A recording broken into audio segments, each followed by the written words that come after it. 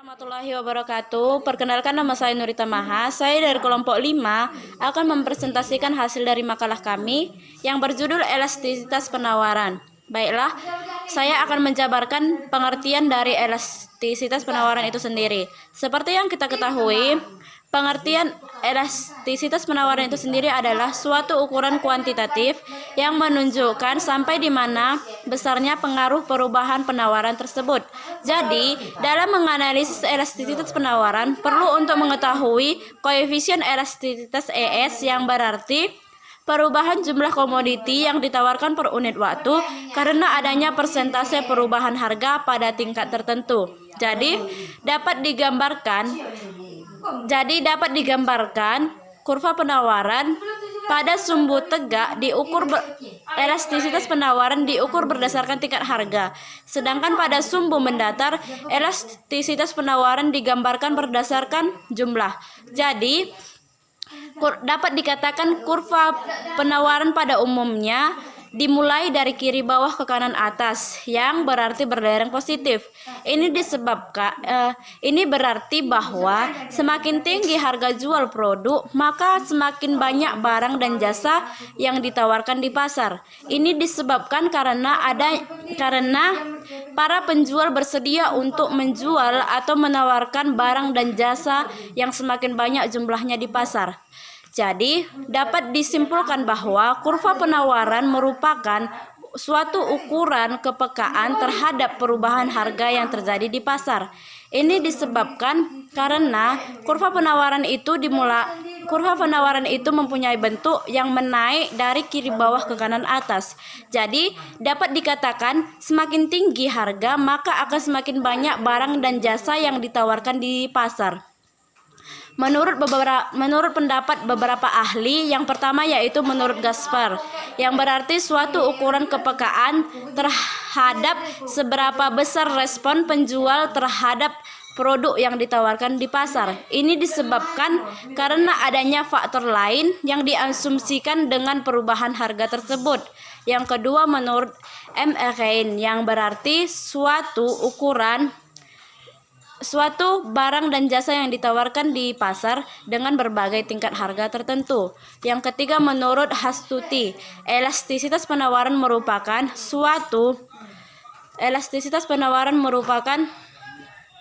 suatu perubahan yang terjadi di pasar dengan persentase perubahan harga yang dibagi dengan perubahan harga yang ditawarkan di pasar.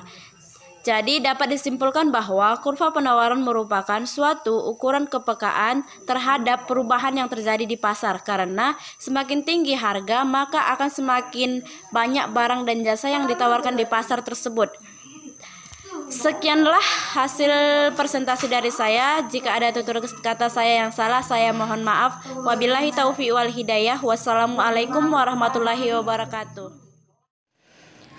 Assalamualaikum warahmatullahi wabarakatuh. Saya Ardia Prameswari dan saya akan melanjutkan pembahasan selanjutnya. Jadi saya akan membahas jenis-jenis elastisitas penawaran.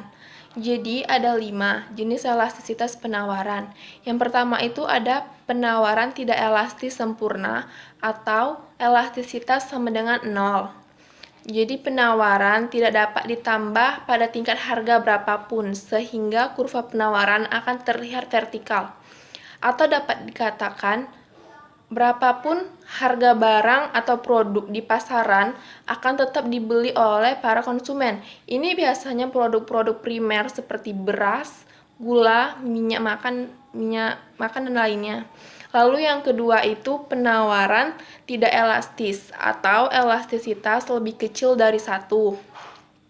Jadi di sini perubahan penawaran lebih kecil dari perubahan harga.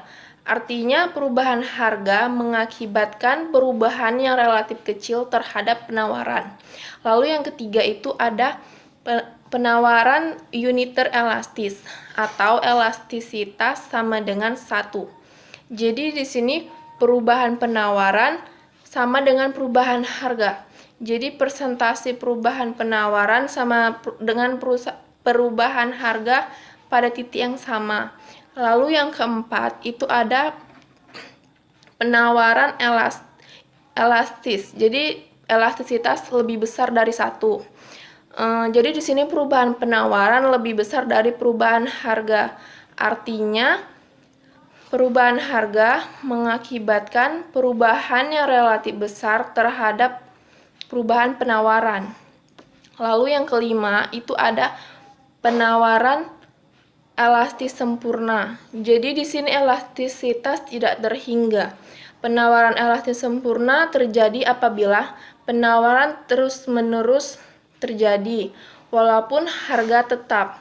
Ini biasanya terjadi apabila barang-barang yang jumlah produksinya itu terus-menerus. Baiklah, sekian yang dapat saya sampaikan. Pembahasan selanjutnya akan dibahas oleh teman saya.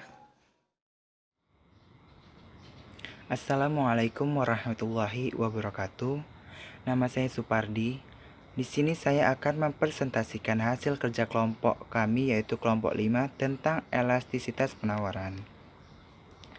Saya akan melanjutkan pemateri pembahasan yang sebelumnya dibawakan oleh Ardia Prameswari.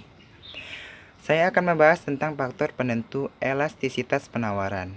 Faktor penentu elastisitas penawaran terbagi menjadi 4. Yang pertama adalah kemampuan penjual atau produsen merubah jumlah produksi. Yang kedua itu adalah jangka waktu analisis. Yang ketiga adalah stok persediaan. Yang keempat adalah kemudahan substitusi faktor produksi atau input. Selanjutnya adalah pengaruh harga terhadap elastisitas penawaran. Yang pertama adalah elastisitas harga terhadap penawaran produk primer. Hukum penawaran terhadap barang primer adalah elastisitas sempurna. Berapapun kuantitasnya, konsumen tetap membeli berapapun barang yang ditawarkan. Yang kedua adalah elastisitas harga terhadap penawaran produk sekunder. Hukum penawaran terhadap barang sekunder adalah elastisitas uniter. Karena harga dan kuantitas produk yang ditawarkan berubah dalam permintaan yang sama. Selanjutnya yang ketiga adalah elastisitas harga terhadap penawaran produk tersier.